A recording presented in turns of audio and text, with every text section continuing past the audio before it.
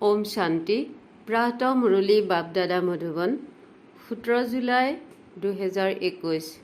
मीठे बच्चे, ज्ञान सागर बाप तुम्हें ज्ञान का तीसरा नेत्र देने आए हैं, जिससे आत्मा की ज्योति जग जाती है। प्रश्न, बाप को काराबनहार क्यों कहा गया है?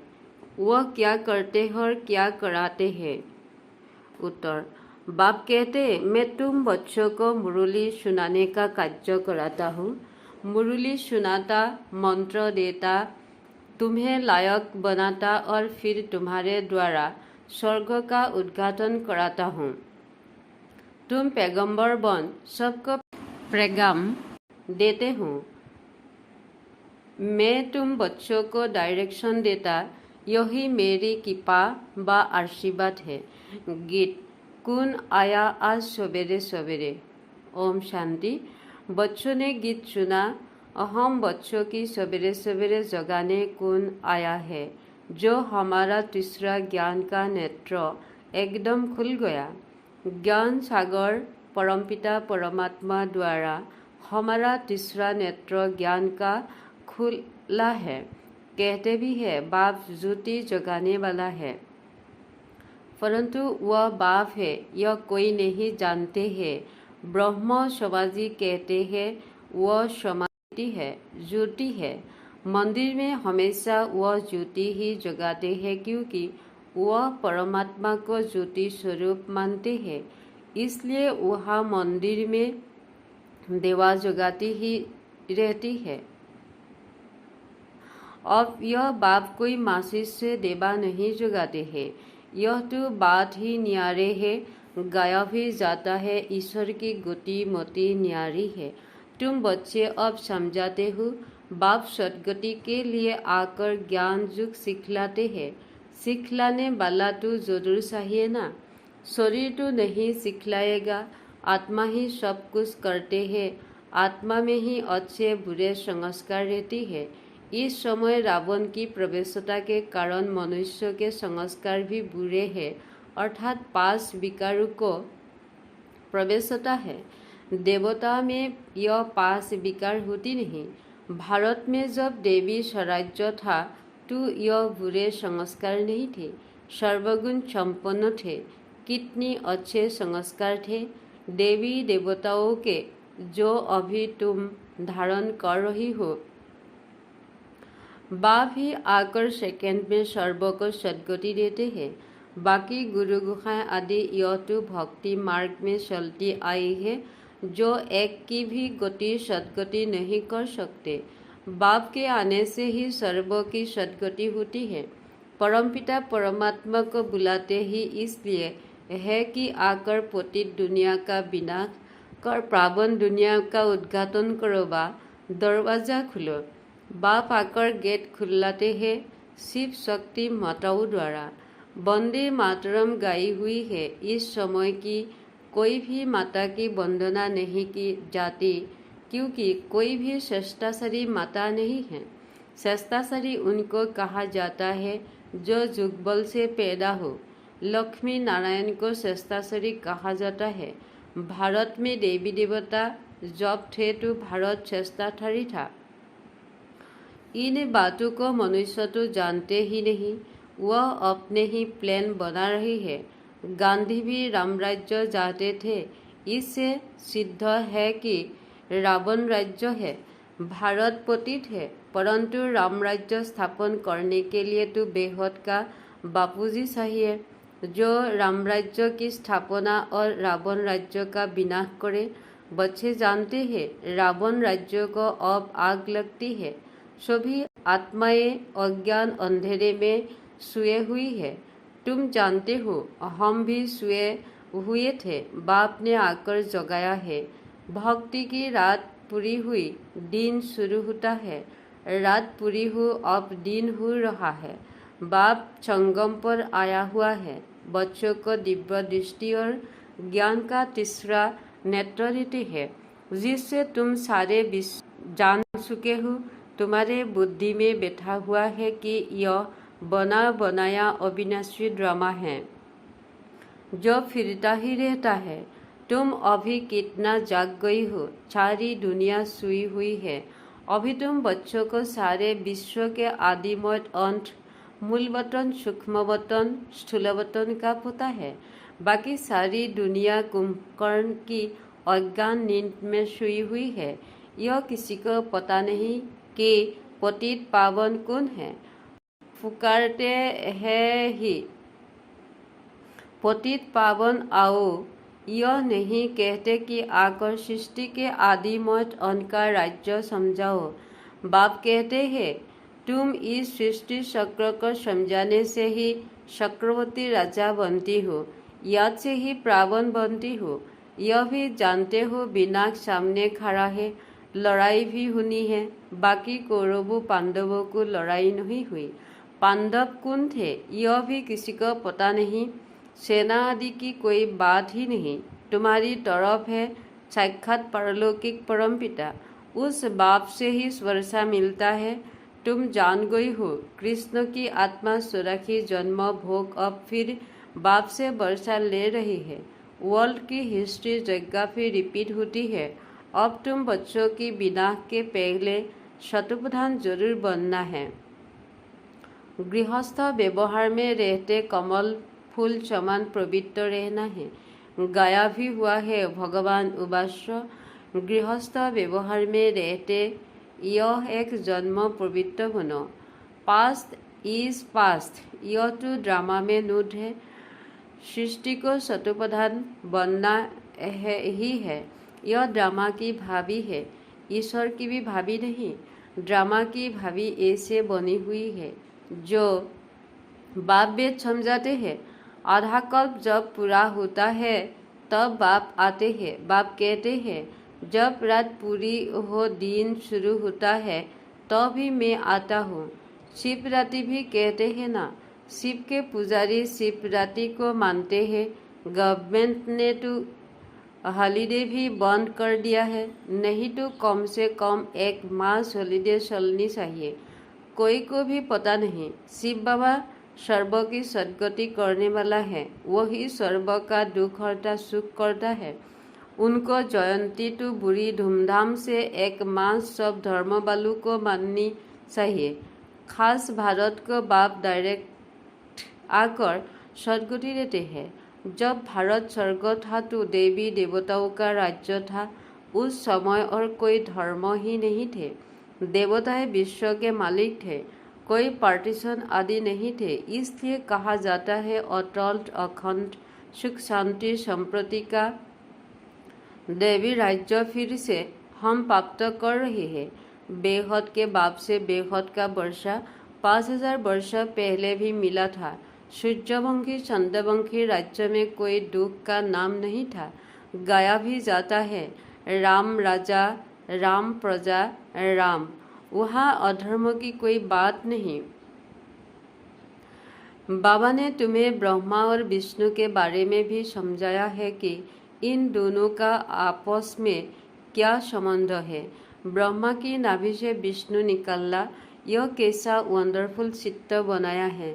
बाप समझाते हैं यह लक्ष्मी नारायण ही अंत में आकर ब्रह्मा सरस्वती जगत अम्बा जगत पिता बनते हैं, जो दोनों पर विष्णु अर्थात लक्ष्मी नारायण बनते हैं। बाप वेद समझाते हैं जो भी चित्र देखते हो उनमें कोई भी यथार्थ नहीं है। शिव का बड़ा चित्र बनाते हैं, वह भी यथार्थ है। भक्ति के कारण बड़ा बनाया है, नहीं तो बिंदी की पूजा कैसे हो सकते। अच्छा फिर ब्रह्मा विष्णु शंकर के लिए भी समझ नहीं सकते। त्रिमूर्ति ब्रह्मा कह देते हैं, ब्रह्मा द्वारा स्थापना विष्णु द्वारा पालना, यह भी कहते हैं, परंतु ब्रह्मा तो स्थापना करते नहीं हैं। स्वर्ग की स्थापना ब्रह्मा करेगी नहीं, स्वर्ग की स्थापना तो परमपिता परमात्मा ही करते हैं। यह आत्मा तो प्रतीत है, उनका व्यक्त ब्रह्मा कहा जाता है। यही आत्मा पावन बन जाएगी और चली जाएगी, फिर सतयुग में जाकर नारायण बनती है। तो प्रजापिता ब्रह्मा जरूर यहाँ चाहिए ना।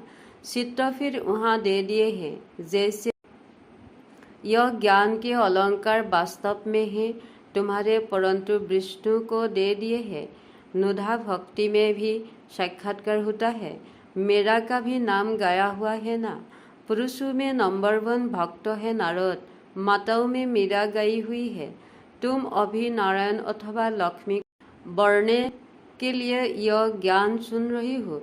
तुम्हारा ही स्वयंवर होता है। नारद के लिए भी दिखाते हैं। सभा में आकर कहा हम लक्ष्मी के वर सकते हैं। अभी लक्ष्मी को बढ़ने लायक तुम बन रही हो। बाकी यह तो सब है भक्ति मार्ग की कथाएं। बाप रियल बात वेद समझाते हैं। लक्ष्मी सतयुग में, नारद भगत द्वापर में। सतयुग में फिर नारद कहाँ से आया? राधे कृष्ण का ही स्वयंवर के बाद नाम लक्ष्मी नारायण पड़ता है। यह भी भारतवासी नहीं जानते हैं। कितना अज्ञान अंधियारी है। बाप है कल्याणकारी, तुमको भी कल्याणकारी बनाते हैं। विचार सागर मंथन करना चाहिए, औरों को भी कैसे समझाए। तो बाप समझाते हैं कि चित्र आदि कैसे वेद बनाए हैं। गांधी की नाभि से नेहरू निकाला। अब कहा वह विष्णु देवता, कहा यह मनुष्य। इन सब बातों को तुम बच्चे अब समझाते हो। नंबर 1 तुमको खुशी रहती है। बेहद का बाप अहम को पढ़ा रही है। यह तो कभी सुना नहीं था, क्योंकि गीता में तो कृष्ण भगवान उवाच लिख दिया है। भगवान कब आया, कब आकर गीता सुनाई? तिथि तारीख कुछ है नहीं। कल्प की आयु ही लाखों वर्ष कह देती है। कोई की भी बुद्धि में आता नहीं है। अब बाप वेद बच्चों को समझाते हैं। ब्राह्मण का जार वृद्धि को पता रहता है, पाते पाते अगणित हो जाएगी। तुम बच्चे जानते हो वर्ण कैसे चक्र लगाते हैं। हम ब्राह्मण का वर्ण सबसे ऊंच है। हम है भारत के गुप्त सच्चे रूहानी सोशल वर्कर। परमपिता परमात्मा हमसे सेवा कर रही है। हम रूहानी सेवा करते हैं, वह जिस्मानी सेवा करते हैं। तुमको कहते हैं तुम भारत की क्या सेवा करती हो? बोलो हम है रूहानी सेवाधारी। स्वर्ग का उद्घाटन करा रही है, स्थापन करा रही है। शिव बाबा है कन करावन, जो करा रहे हैं वह करता भी है। मुरली कौन चलाता है तो कर्म करता है। तुमको भी सिखलाते हैं कि ऐसे चलाओ। महामंत्र देते हैं मनमना भव। कर्म सिखलाया ना, फिर तुमको कहते हैं औरों को सिखलाओ। इसलिए करण करावन हार कहा जाता है। तुम बच्चे भी यही शिक्षा देते हो। बाप को याद करो, औरों बच्चों को याद करो। यही तुम बच्चों को पैगाम पहुंचाना है। ऐसे नहीं दूसरे को पैगाम दे और खुद याद में न रहे, फिर क्या होगा? दूसरे पुरुषार्थ कर उस पहुंच जाएगी। मैसेज देने वाला हार जाएगा। याद का पुरुषार्थ न करने से इतना उस पद नहीं पाते हैं। दूसरे याद की यात्रा से पावन बन जाती है। जैसे बाबा बाढ़ेलियों का मिसाल देते हैं, वह याद में जाती रहती है। बिगड़ देखे भी प्रत्यय लिखती है। बाबा हम आपके हो चुके हैं, हम प्रतीत जरूर रहेंगे। तुम बच्चों की है बाप से प्रीत बुद्धि, तुम्हारी ही माला बनी हुई है। विष्णु की माला और रुद्राक्ष की माला में ऊपर है मेरू। माला उठाते ही पहले फूल और 2 दाने हाथ में आते हैं, उनको नमस्कार कहते हैं। फिर है माला। तुम भारत को स्वर्ग बना रही हो तो यह माला तुम्हारा ही यादगार है। बाप ने यह गीता ज्ञान यज्ञ रचा है। इनमें सारी पुरानी दुनिया स्वाहा होगी। बाप है मोस्ट वैल्यूएबल फादर। तुमको भविष्य के लिए सदा सुख का वर्षा देते हैं। 21 जन्मों के लिए। जिन्होंने कल्प पहले वर्षा लिया है वह जरूर आएगी, ड्रामा प्लान अनुसार। बाप कहते हैं बच्चे सुखधाम चलना है तो पवित्र बनना है। मेरे को याद करो। मांगना कुछ भी नहीं है कि कृपा करो व मदद करो। नहीं, हम तो सबको मदद करते हैं। पुरुषार्थ तुमको करना है, आशीर्वाद की बात नहीं।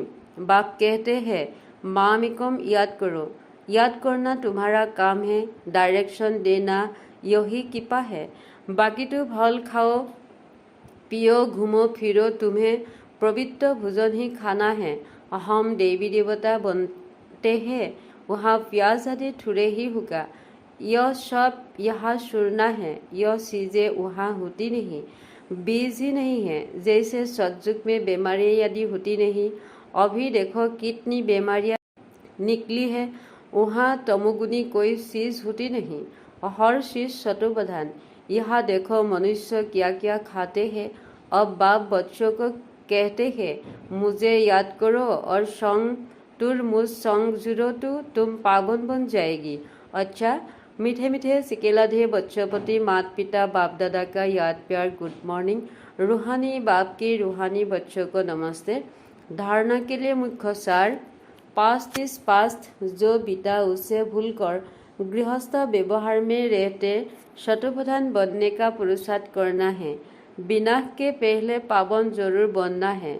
नंबर 2, भारत को स्वर्ग बनाने को सच्ची सच्ची सेवा में तत्पर रहना है। खान पान बहुत शुद्ध रखना है, पवित्र भोजन ही खाना है। वरदान, रूहे गुलाब बन, दूर दूर तक रूहानी खुशबू फैलाने वाला रूहानी सेवाधारी भव। रूहानी रूहे गुलाब अपनी रूहानी वृत्ति द्वारा रूहानियत की खुशबू दूर दूर तक फैलाने हैं। उनकी दृष्टि में सदा सुप्रीम रूह समा रहता है। वे सदा रूह को देखते, रूह से बोलते, मैं रूह हूँ, सदा सुप्रीम रूह की सत्य छाया में चल रहा हूँ। मुझ रूह का करावनहार सुप्रीम रूह है। ऐसे हर सेकेंड हजूर को हाजिर अनुभव करने वाला सदा रूहानी खुशबू में अविनाशी और एकरस रहते हैं। यही है रूहानी सेवाधारी की नंबर 1 विशेषता। स्लोगन, निर्विघ्न बन, सेवा में आगे नंबर लेना अर्थात नंबर 1 भाग्यशाली बनना। ओम शांति।